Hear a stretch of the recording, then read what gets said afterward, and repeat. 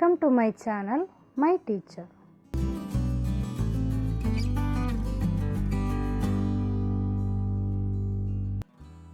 Hello students. In plus 2 biozoology, first chapter is reproduction in organism. In the previous video, we have discussed the definition and classification of reproduction. In that, the types of asexual reproduction, binary fission and multiple fission were explained.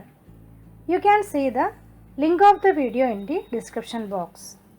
In this video, we are going to study the other modes of asexual reproduction. The third type of fission is strobulation. In the process of strobulation, several transverse fissions occur simultaneously, giving rise to a number of individuals which often do not separate immediately from each other. Plasmatomy is the division of multinucleated parent into many multinucleate daughter individuals with the division of nuclei.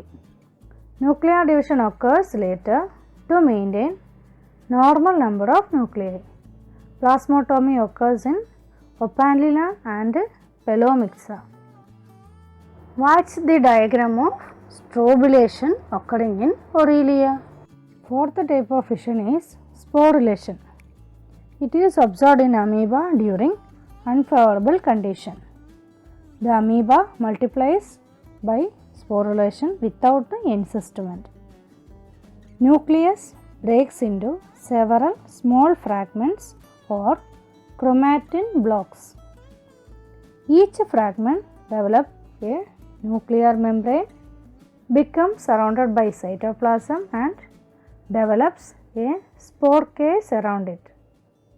When conditions become favorable, the parent body disintegrates and the spores are liberated, each hatching into a young amoeba. See the diagram showing sporulation occurring in amoeba. The second mode of reproduction is budding. In budding, the parent body produces one or more buds and each bud grows into a young one. The buds separate from the parent to lead a normal life. In sponges, the buds constrict and detach from the parent body and the bud develops into a new sponge. There are two types of buds. They are exogenous and endogenous. When buds are formed on the outer surface of the parent body, it is known as exogenous budding that we can observe in Hydra.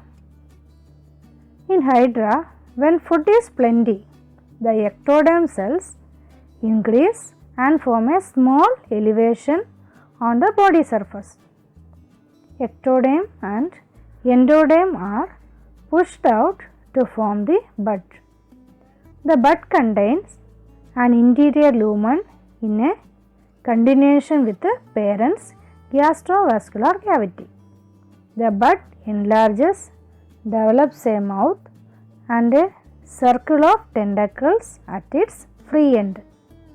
When fully grown, the bud constricts at the base and finally separate from the parent body and leads an independent life. Go through the pictures displaying budding occurring in Hydra. Already you have known they are exogenous buds. Endogenous budding is observed in Notiluca. In Notiluca, hundreds of buds are formed inside the cytoplasm and many remain within the body of the parent. This is called endogenous budding. Let us see what is gemmule formation. It is a mode of asexual reproduction occurs by internal buds called gemmules. A completely grown gemmule is a hard ball consisting of an internal mass of foot-laden archaeocytes. During unfavorable condition, the sponge disintegrates, but the gemmule can withstand adverse condition. When conditions become favorable, the gemmules begin to hatch.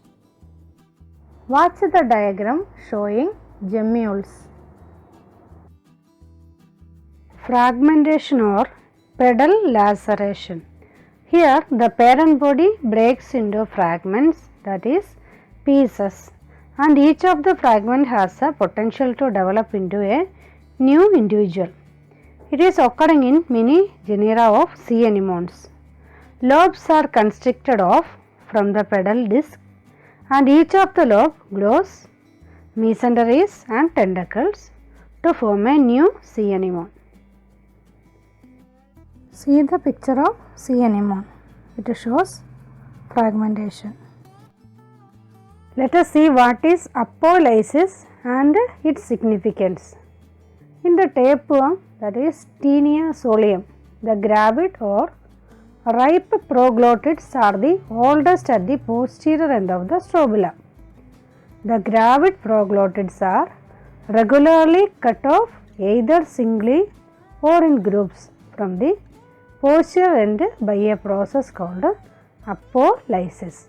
This is very significant since it helps in transferring the developed embryo from the primary host, that is man, to find a secondary host, that is pig. See the picture of Taenia solium where apolysis occurring. You can see the proglottids in the last part of the body of the organism. Another method of asexual reproduction is regeneration. Regeneration means regrowth in the injured region. It was first studied in Hydra by Abraham Tremblay in 1740. It is of two types. We have to explain what is morphallaxis and epimorphosis.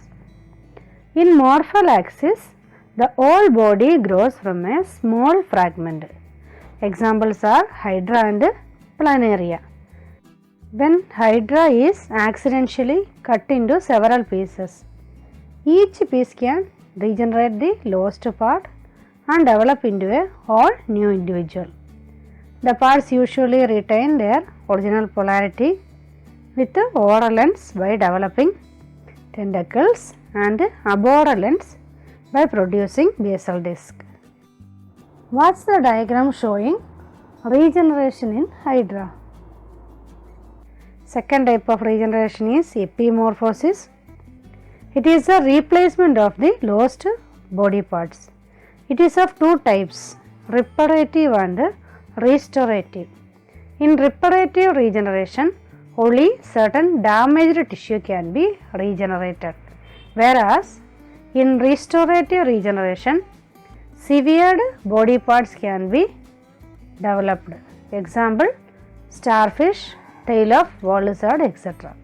Sexual reproduction and its types will be explained in the next video. Thanks for watching my video. If you like this video, kindly subscribe my channel, My Teacher.